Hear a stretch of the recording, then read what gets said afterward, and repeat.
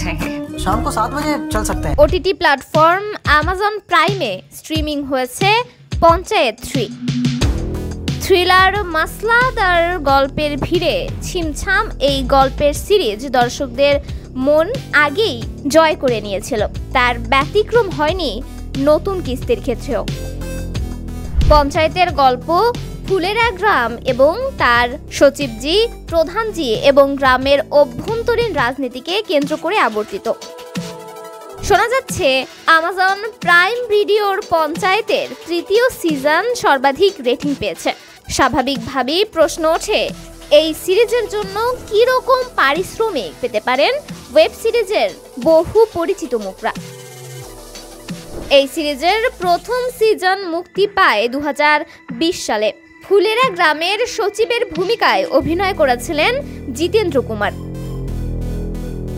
প্রথম সিজন থেকেই দর্শকদের মন জয় করেছেন জিতেন্দ্র। সংবাদ মাধ্যম সূত্রে জানা যায়, পঞ্চায়েত সিরিজের প্রতি পর্বে 70,000 টাকা পেয়েছেন জিতেন্দ্র। সেই অনুযায়ী 3 সিজন মিলিয়ে তার মোট আয় দাঁড়ায় 5,60,000 টাকা এবং তিনি সিরিজের সর্বোচ্চ পারিশ্রমিক পেয়েছেন। এরপরেই আছেন ওয়েব সিরিজের মঞ্জু দেবী দুবে ওরফে প্রধানজি, যার চরিত্রে নীনা গুপ্ত। ওয়েব সিরিজে মঞ্জু দেবী শান্তশিষ্ট এবং বলিষ্ঠ একজন মহিলা, যিনি মত প্রকাশের স্বাধীনতা রাখেন। এই চরিত্রের জন্য প্রতি পর্বে 50,000 টাকা পেয়েছেন বর্ষিয়ানান অভিনেত্রী।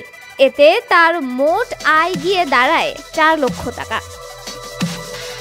প্রধানজির স্বামী ব্রিজভূষণ দুবের চরিত্রে রয়েছেন রঘুবীর যাবৎ, পোর খাওয়া রাজনীতিবিদ।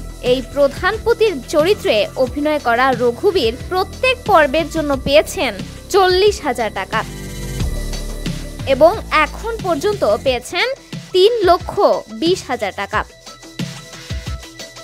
ফুলেরা গ্রাম পঞ্চায়েতের সহকারী বিকাশের চরিত্রে রয়েছেন চন্দন রায়।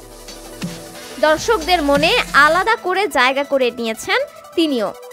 প্রত্যেক এপিসোডে পেয়েছেন 20,000 টাকা। এই পরিসংখ্যান সংগৃহীত তথ্য এবং এর সত্যতা এখনো যাচাই করা হয়নি, তবুও তথ্যগুলি চমকে দিয়েছে সিরিজের অনুরাগীদের। পরবর্তী সিরিজের অপেক্ষায় রয়েছেন তারা। তন্নি শিকদার, দৈনিক সকালের দুনিয়া।